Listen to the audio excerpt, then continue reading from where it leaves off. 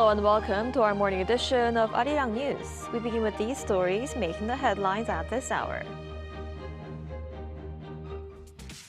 South Korea has called on Japan to fulfill its pledge to reflect the history of wartime forced labor at the Sado mines. This comes after Seoul concluded that Tokyo's latest report to the World Heritage Committee failed to clearly explain that Korean workers at the mines were forced into labor there. A special prosecutor's team that's been investigating former President Yoon Suk-yeol over allegations of insurrection for the past 6 months has unveiled its findings. The team announced that Yoon and others have been preparing for the declaration of martial law since before October 2023, and that they sought to suspend all political activities and eliminate any opposition. South Korea has unveiled a massive investment plan to support the country's key industries. It plans to spend 30 trillion Korean won, or around $20.4 billion next year, with a focus on artificial intelligence, semiconductors, and future mobility. We begin this morning with historical tensions between South Korea and Japan. Seoul has once again urged Tokyo to uphold its pledge to reflect the history of wartime forced labor at the Sado mines, after it found that Japan's latest conservation report failed to explain the coercive nature of the mobilization of workers. Our Lee Seung-jae starts us off. South Korea has urged Japan to follow through on its pledge to fully reflect the history of wartime forced labor at a UNESCO World Heritage Site after concluding that Japan's latest conservation report failed to explain the coercive nature of the mobilization of workers there. The Ministry of Foreign Affairs made the call on Monday after the World Heritage Committee released Japan's implementation report on how it's presenting the history of the Sado gold and silver mining complex. The site was inscribed on the UNESCO World Heritage List in July last year. South Korea, which is one of the 21 members of the World Heritage Committee, agreed to the listing on the condition that Japan would fully implement the committee's decisions. Those decisions included improving how the site's history was presented and interpreted, particularly its links to wartime forced labor. According to Foreign Ministry spokesperson Park Il, the report shows that Japan has failed to faithfully carry out the committee's recommendations, as well as the pledges it made during the inscription process. Park emphasized that the entire history of these Sado mines must be reflected at the site, not selectively presented. Park also recalled Japan's past commitments. In 2015, when another Japanese industrial site linked to forced labor was granted World Heritage status, a Japanese government representative acknowledged that many Koreans were brought against their will and forced to work under harsh conditions. Japan pledged at the time that it would ensure that this history would be properly conveyed. Seoul has viewed that statement as a reaffirmation of Japan's commitment to present the mines as a former forced labor site. The Sado mines, once known as a major gold producer from the 17th to the 19th centuries, were later used to manufacture war supplies for the Japanese Imperial Army during World War II. More than 1,500 Koreans are reported to have been forced into labor at the mines between 1940 and 1945, when Korea was under Japanese colonial rule. Among Tokyo's pledges was the holding of regular memorial ceremonies to honor the victims of forced labor. This year, South Korea declined to attend the Japan-hosted ceremonies for the second consecutive year, citing disagreements over how the events should be organized. Instead, Seoul has held its own memorial services with bereaved family members near the Sado mines site in Niigata Prefecture off Japan's west coast. Meanwhile, UNESCO's International Council on Monuments and Sites is expected to evaluate Japan's report over the coming months before submitting its conclusions to the World Heritage Committee. Lee Seung-jae, Arirang News. The 6-month investigation into former President Yoon Suk-yeol's alleged insurrection has come to a conclusion, and prosecutors have now announced the details of what they see as the true motive behind martial law being declared. Our Park Eun-woo tells us more. A team of around 240 investigators began probing the case last June, and after 6 months, the investigation has now come to an end. On Monday, Special Prosecutor Cho Eun-seok announced the findings of the probe into insurrection and treason charges, allegedly led by former President Yoon Suk-yeol. Cho said the investigation concluded that Yoon's declaration of martial law in December last year was aimed at eliminating political opponents and suppressing dissent, rather than the reasons Yoon cited during his martial law declaration, including repeated impeachments and budget cuts since the 2024 general election in April. Cho added that investigators identified circumstantial evidence showing Yoon and his associates had been preparing for the move well before the actual declaration. Yoon and others had been preparing for the declaration of martial law since before October 2023. They planned to suspend political activities and the functions of the National Assembly through military force, establish an emergency legislative body to replace the Assembly, seize legislative and judicial authority, eliminate opposition forces, and monopolize power. He added that December 3rd was chosen to minimize potential U.S. involvement, as it was close to the U.S. presidential election. The special prosecutor also revealed circumstances showing close coordination between the government and the military. He said the relocation of the presidential office to Yongsan in central Seoul, where the defense ministry is located, facilitated closer ties, leading to frequent meetings between Yoon and then Defense Minister Kim Yong-hyun over plans for martial law. Investigators also said the previous Defense Minister Shin Won-sik stepping down was linked to the issue, as Shin had opposed martial law. And he added that legal risks surrounding former First Lady Kim Gon-hee were an underlying factor, though it was not viewed as a primary motive. Efforts to provoke North Korea were also revealed as a pretext for declaring martial law. We found that abnormal military operations were carried out from October 2024 to provoke North Korea and justify martial law, but the effort failed when Pyongyang did not respond.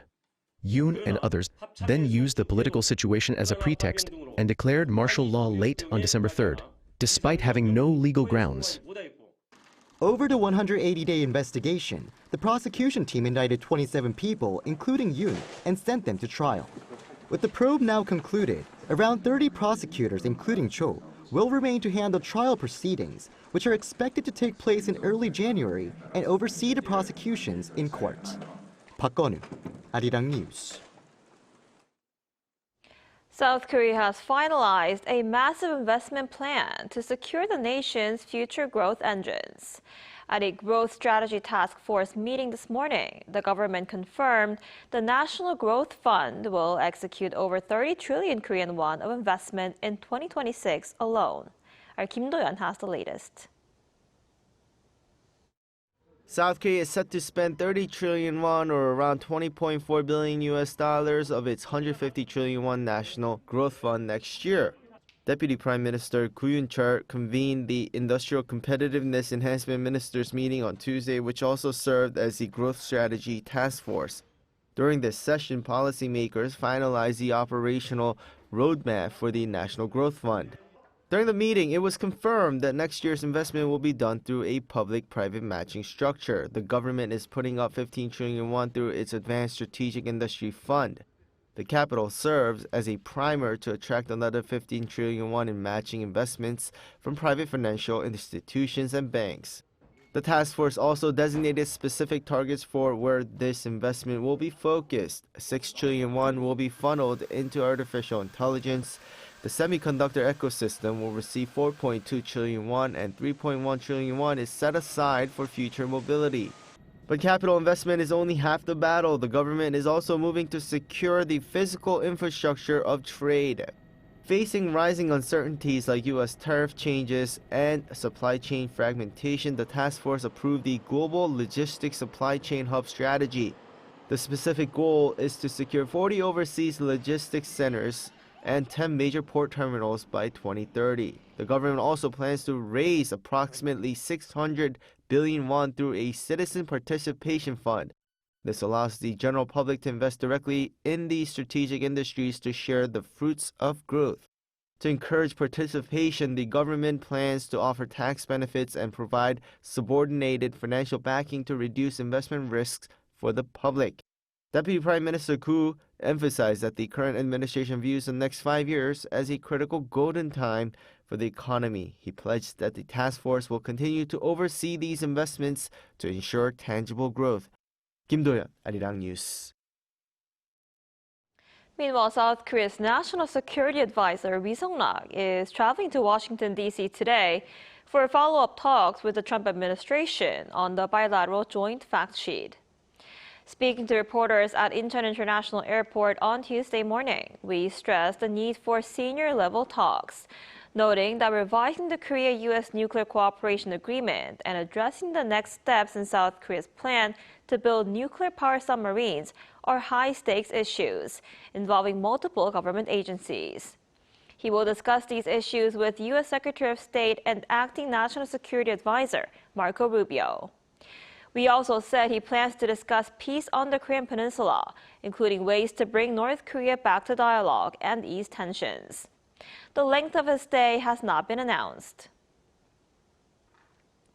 Now for more on what to expect from the National Security Advisor's trip to Washington, D.C., we're joined today by Andrew Miller, Assistant Professor of International Relations at Changwon National University.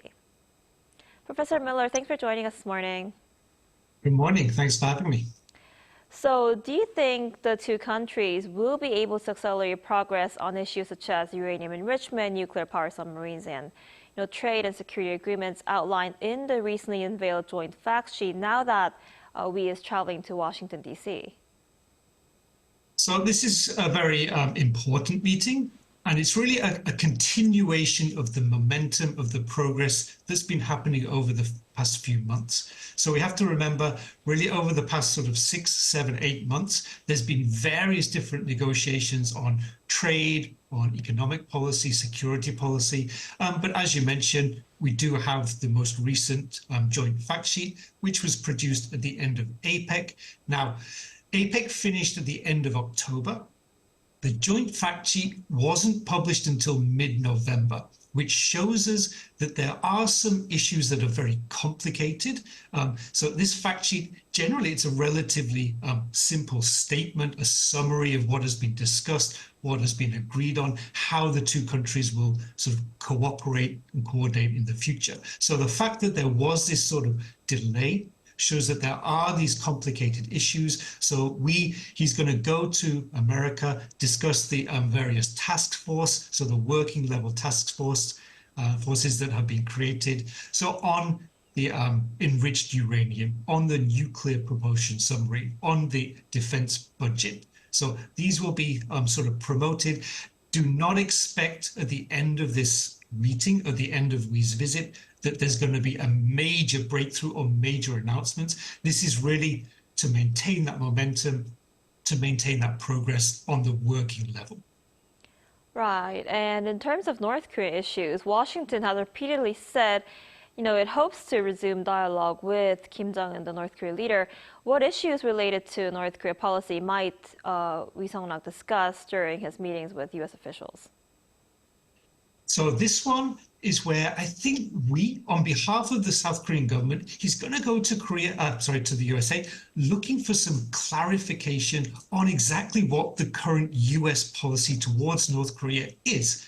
Now, we say this because in November and fairly recently, there's been these two very important documents. First one was the joint fact sheet, which basically said that both the US and South Korea will commit to the joint statement that was produced in the Singapore summit, which focused on denuclearization of North Korea and also the elimination of weapons of mass destruction and the ballistic missiles program. So we have that in mid-November, but then just a couple of weeks later, we have the US's own national security strategy, which talked about security in Northeast Asia, in the region, but did not mention North Korea. It mentioned that South Korea and Japan and other countries have to do more in terms of security, but the fact that North Korea was not mentioned at all maybe signals that there is a slight shift away from denuclearization, even in the short term, from the Americans. So I think we really needs to go to America and get some clarification on exactly what the current US position is. I see. And we also recently said the role of neighboring countries like China and Russia is crucial to bringing North Korea back to the negotiating table and achieving denuclearization. But of course, with the war in Ukraine, it's making everything very difficult. What are your thoughts on this, and how do you see the geopolitical situation evolving next year?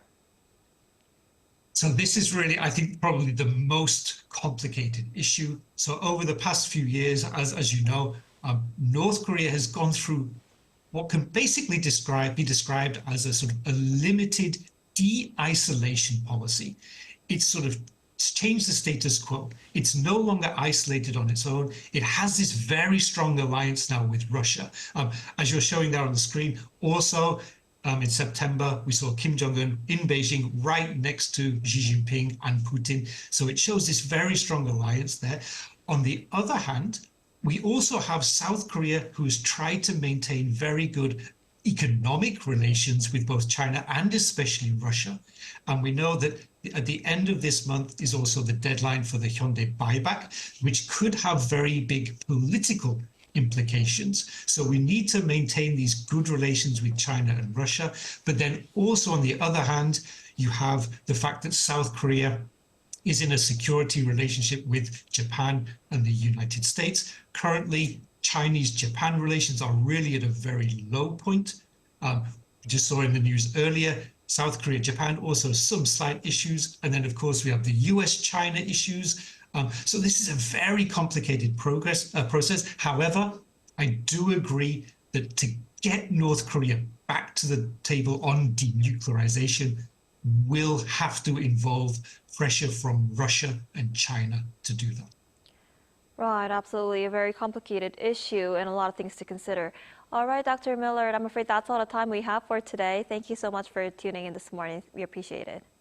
Thank you for having me. U.S. Commerce Secretary Howard Lutnick has welcomed Korea Zinc's plan to jointly invest with the U.S. government in a major critical metals refinery in Tennessee, calling it a big win for America. Lutnick made the remarks in a social media post on Monday, just hours after Korea Zinc announced it has signaled a strategic partnership agreement with the U.S. Department of Defense and Commerce. Under the agreement, the partners plan to build a 650,000 square meter refinery in Clarksville, Tennessee, as part of the so-called U.S. Smelter Project. Korea Zinc and the U.S. government are reportedly seeking a joint investment of around $6.8 billion to move the project forward. Soldiers need to eat nourishing meals, and to give soldiers more flexibility in when and what they eat, the U.S. Army in South Korea has opened its first autonomous dining facility in Daegu's Camp Walker. Our defense correspondent Kim Bo-kyung went for a visit. This is Market 19, a dining facility at the Camp Walker U.S. Army base in Daegu City. But you don't see any big batches or huge pots of food. Instead, there is a state-of-the-art machine that provides tasty dishes on demand when soldiers order them through the touchscreen. In just 5 minutes, a robot turns the ingredients into a dish with toppings on it. Managing the cafeteria has become much easier, with a screen just telling people what to do. So what is this screen all about? Sure, so this is our resupply screen. It helps us to know when ingredients are running low and when to restock them. So basically we need to restock this A1 ingredient. Broccoli is coming soon, and then also soon pork sausage slices. The system, the first of its kind at any U.S. military base in the world, helps improve readiness by allowing soldiers to get meals whenever they want. We basically took the hours of the typical cafeteria and we expanded it. So we're open from 0 to 7:30 to 7 p.m. every day. Gives the soldiers a healthy option all day for them to come in and grab a healthy meal. Around 10 dishes are on the menu, including Korean dishes added with Katyusha soldiers, the Korean augmentation to the United States Army in mind. But they are not just popular with Katyusha, but with all the soldiers. The most popular dish, chosen by around 70% of the soldiers, is pork jeukdapap, with plenty of vegetables and chopped scallions on top. Robot-made dishes are not only providing soldiers with healthy, hearty meals, but also giving cooks more time to develop new ideas and experiment beyond standard recipes. But with this machine, creating those same formulas for us, we can actually use that extra time given to us to hone our craft more. So you have a cook cooking in a regular dining facility who's doing everything by the standard, but people here, we would work to go beyond that standard and set a new standard for the future of nutrition and the military. A hearty, well-prepared meal powers soldiers' strength and readiness. Following a 6-month trial period, the USFK will decide whether to expand it to other bases. 김보경, 아리랑 뉴스, 대구.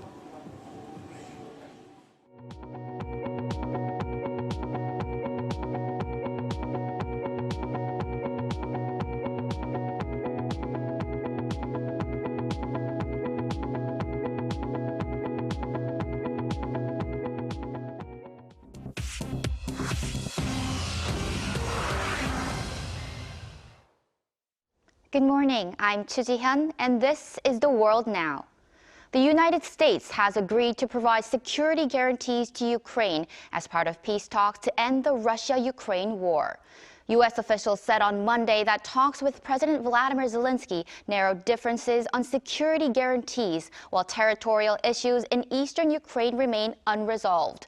Trump told reporters the sides are, quote, closer now than we have ever been, citing strong support from European leaders. Officials said negotiations will continue this weekend in the United States, and the proposed guarantees could be submitted to the U.S. Senate for approval. In the United States, Los Angeles police investigating the death of filmmaker Rob Reiner and his wife Michelle Singer Reiner have arrested the filmmaker's son. Police took Nick Reiner, aged 32, into custody on Sunday night on suspicion of murder. Authorities said prosecutors will review the case on Tuesday. Rob Reiner and his wife were stabbed to death in their Los Angeles home on Sunday afternoon. Rob Reiner is best known for directing films such as When Harry Met Sally and A Few Good Men. President Donald Trump on Monday publicly criticized Rob Reiner in social media posts and comments to reporters, saying that he suffered from, quote, Trump derangement syndrome. A Hong Kong court on Monday convicted pro-democracy media tycoon Jimmy Lai of violating the city's national security law, a verdict that could sentence him to life in prison. In a trial held without a jury, 3 judges found Lai guilty of conspiring to collude with foreign forces and publishing seditious articles. Authorities arrested Lai in 2020 after Beijing imposed a national security law following mass protests a year earlier. The 78-year-old was the founder of Apple Daily, a pro-democracy newspaper that authorities forced to shut down in 2021. The court will sentence Lai at a later date. The Sydney Opera House on Monday lit a menorah standing in solidarity with Australia's Jewish community after Sunday's Bondi Beach shooting. New South Wales Premier Chris Minns said the lighting sent a clear message that the Jewish community does not stand alone, calling the candles a symbol of resilience and unity.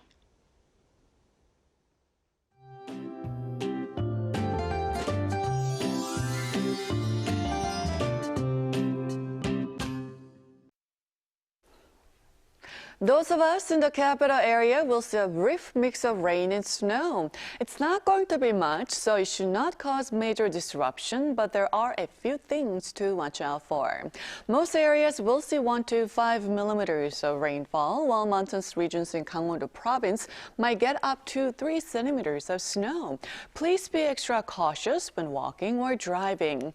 And this afternoon will be 1 to 5 degrees higher than yesterday, but under cloudy skies. Seoul could reach up to 8 degrees. Gyeongju, Daejeon will be topping out at 12 degrees Celsius. But as the cold eases, another issue rises. The air quality will gradually worsen in the central and western regions. Stagnant air combined with dust arriving from overseas with northwesterly winds will push pollution levels higher.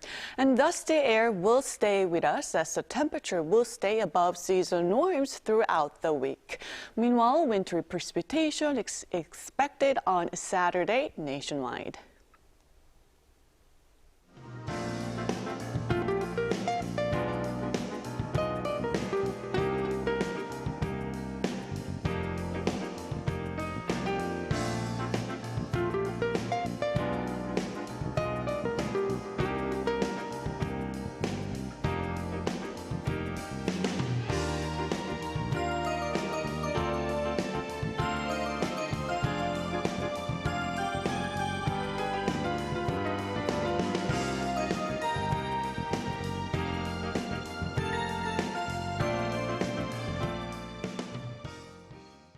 That's all we have for this morning. Arirang News will be back at noon Korea time. Thanks for watching.